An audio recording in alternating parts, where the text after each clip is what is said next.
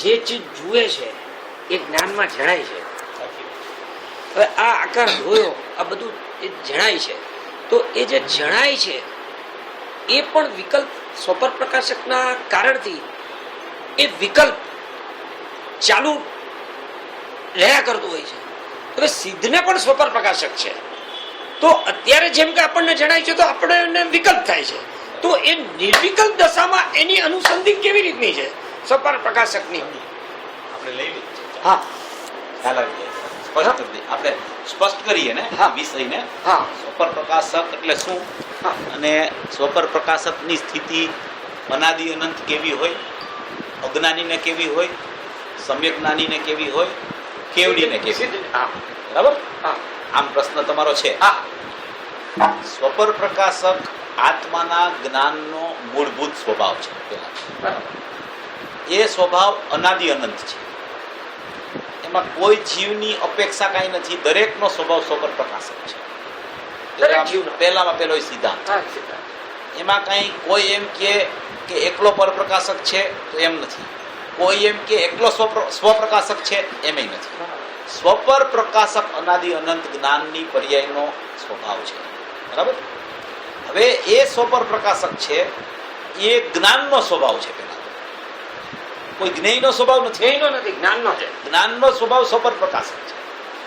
સ્વપર પ્રકાશકનો અર્થ એમ છે કે સ્વ એટલે જ્ઞાન અને પર એટલે પણ જ્ઞાન. સમજો, એ સ્વ અને પર બે જ્ઞાન જ છે. હવે એ જ્ઞાન છે એમાં સ્વ અને પરના જ્યાં તમે ભેદ પાડો તો એમાં સ્વ છે એ જ્ઞાન છે અને પર છે એ જ્ઞેયાકાર જ્ઞાન છે. કેવું છે? જ્ઞેયાકાર જ્ઞાન. સ્વ છે એ જ્ઞાનાકાર જ્ઞાન છે, પર છે એ જ્ઞેયાકાર જ્ઞાન છે.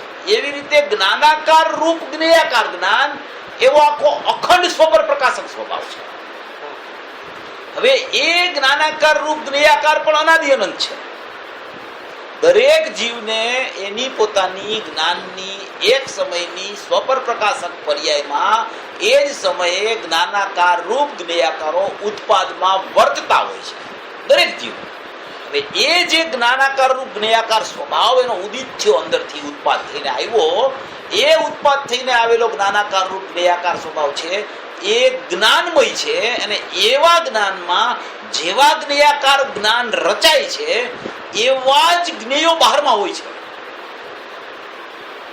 જેમ કે અત્યારે આ ફોન પડ્યો છે, તો આ ફોન છે એ તો જ્ઞેય છે. હવે જ્ઞેયના આકાર જ્ઞેયમાં છે. જ્ઞેયના આકાર છે એ જ્ઞેયમાં છે. તો અહીંયા જે આકાર થાય છે જ્ઞાનમાં જ્ઞેયાકાર થયા છે. એ જ્ઞાનમાં જ્ઞેયાકાર જ્ઞાનના સ્વતંત્ર ઉપાદાનથી થયા છે. જ્ઞાનના સ્વતંત્ર ઉપાદાનથી થયા છે. હવે એ જ્ઞાનના સ્વતંત્ર ઉપાદાનથી થયા. અહીંયા જ્ઞેય છે, અહીંયા જ્ઞાન છે. જેવું જ્ઞેય છે એવું જ અહીંયા જ્ઞાન વર્તે છે. એવું અહીંયા જ્ઞાન વર્તે છે. એ જ્ઞેય છે માટે નથી વર્તતું, જ્ઞેયને કારણે નથી વર્તતું, જ્ઞેય અહીંયા ઝલકે છે માટે નથી વર્તતું. આકાર એટલે સ્વરૂપ.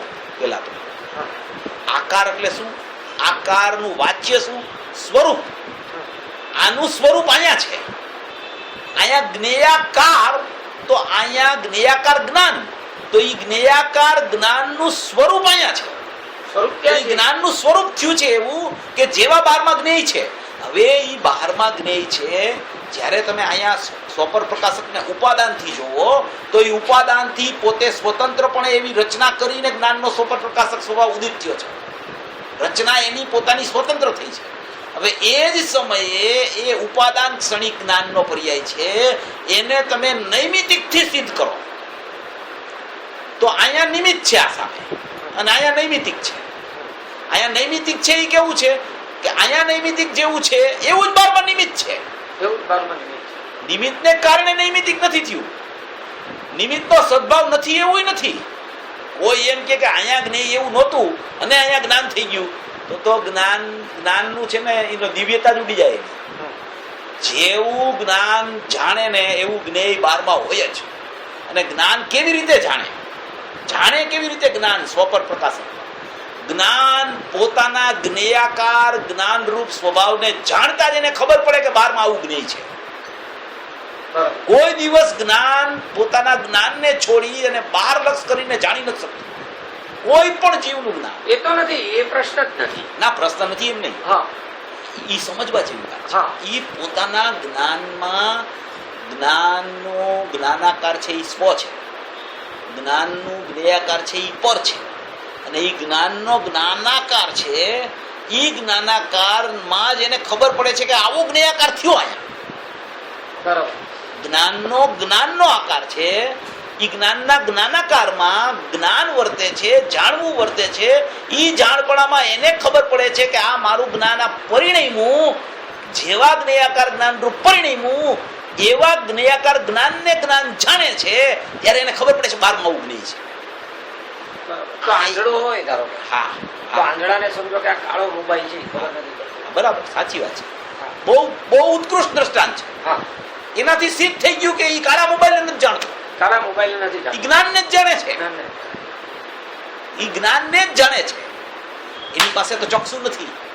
શિવ ભગવાન છે ચક્ષુથી લુકા લોક એક સમયમાં જણાય છે. એક સમયમાં તો ઈ જે જણાય છે તો ઈ તો પોતે આપણે ગુરુદેવની વાત સમજીએ તો ઈ પોતે પોતાના ગુરુ સ્વભાવમાં અંદર જ લીન છે. લીન જ લીન છે. છતાં પણ એને જે જણાય છે એ એ જણાય છે ને, જે બહારની વસ્તુ જણાય છે ને, એ બહારની વસ્તુ તો એનું પ્રમેયત્વ અહીંયા સ્વચ્છતામાં પ્રદર્શિત કરે છે. એટલે એક હવે પોતાનું પ્રમેય. એ શુદ્ધ અરીસો થઈ ગયો. અરીસો જ. અરીસો થઈ ગયો શુદ્ધ. One type of mirror. Mirror જ થઈ ગયો શુદ્ધ, એકદમ નિર્મળ કે આખું ઈ જેમ કે અરીસાને મૂકી દઈએ હા. તો એ આ બધું દેખાયા જ કરે. એ જ્ઞાન સ્વચ્છ છે એવું અરીસા જેવું. હા, હા. એની સ્વચ્છતા છે એટલે બધું ઝળકે છે. એટલે ઝળકે છે. લાકડામાં તમે મૂકો તો નહીં થાય. નહીં જાય. શું કામ? હા. ત્યાં સ્વચ્છતા ગુણ એટલે નથી.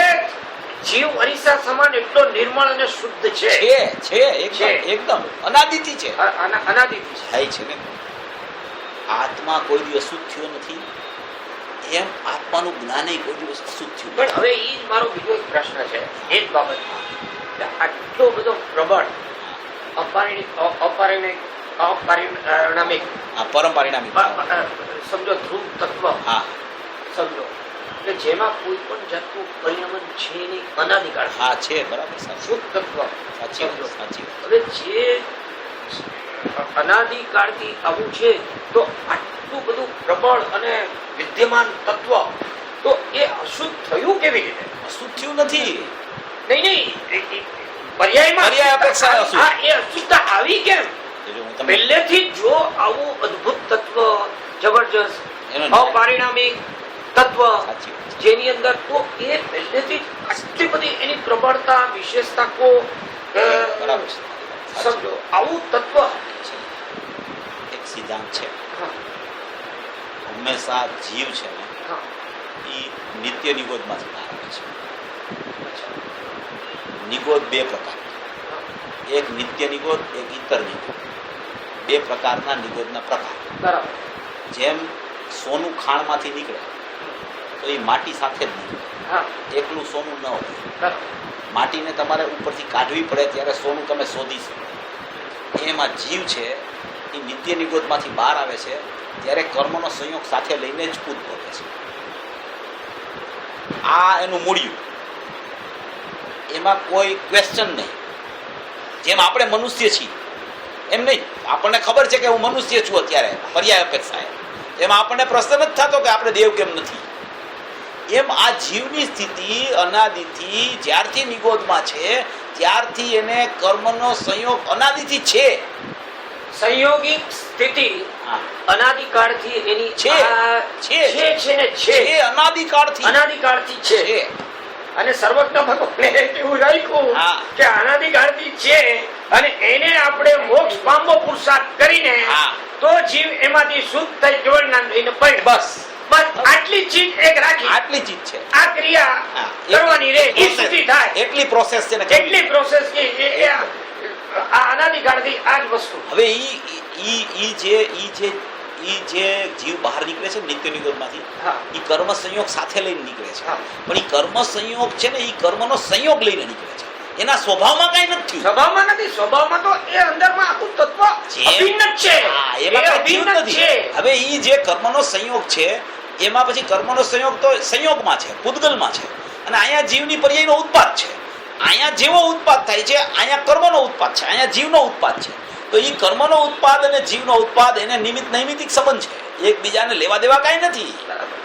અહીંયા અશુદ્ધતાની પ્રગટતા થાય તો અહીંયા ઉદય ઈ પ્રકારનો હોય છે, અહીંયા શુદ્ધતાની પ્રગટતા થાય તો અહીંયા અનુદય ઈ પ્રકારનો હોય છે. એટલે આવો શુદ્ધાત્મા એની અંદર એની માન્યતા અનાદિકાળથી વિપરીત અજ્ઞાની એ પહેલેથી જ ચાલે રહેલી છે, મૂળિયામાં મૂળમાં અનાદિકાળથી વિપરીત માન્યતાથી જ બસ મૂળિયામાં છે. સમજો, એટલે એમાં તો વિશેષ કોઈ એનું વર્ણન સર્વજ્ઞ થયા પછી ખબર પડે. અનાદિથી છે. હા, અનાદિથી છે. એ સર્વજ્ઞ થાવ તો એ અનાદિથી જ છે. એ અનાદિથી જ છે. સર્વજ્ઞના જ્ઞાનમાં એવું જ આપણને ગુરુદેવે આપ્યું, એ જ આપણે કહી છીએ કે અનાદિથી આવું સ્વરૂપ છે જીવ, આવું સ્વરૂપ જીવનું છે અનાદિકાળથી. એટલે હવે જે આવું શુદ્ધ તત્વ એવી અજ્ઞાન માન્યતા, એવી શ્રદ્ધા, એવી એને પહેલેથી કેવી રીતે કરી હશે કે કઈ? મેં તમને કીધું ને એમ જ કે એને આપણે છે ને એને શ્રદ્ધા ઉપર મૂકી દેવાની. આપણે એ શ્રદ્ધા રાખવાની કે અનાદિથી આવું છે. બરાબર. હવે જીવ નિગોદમાંથી બહાર નીકળી ગયો, ભૂતકાળને આપણે ભૂલી જાવ, ભૂતકાળને ભૂલી જાઓ, આપણે મનુષ્ય ગતિમાં આવી ગયા. હે, હવે આપણે ચાહે 4 ગતિનું પરિભ્રમણ તો કરવાનું નથી, એમ નહીં.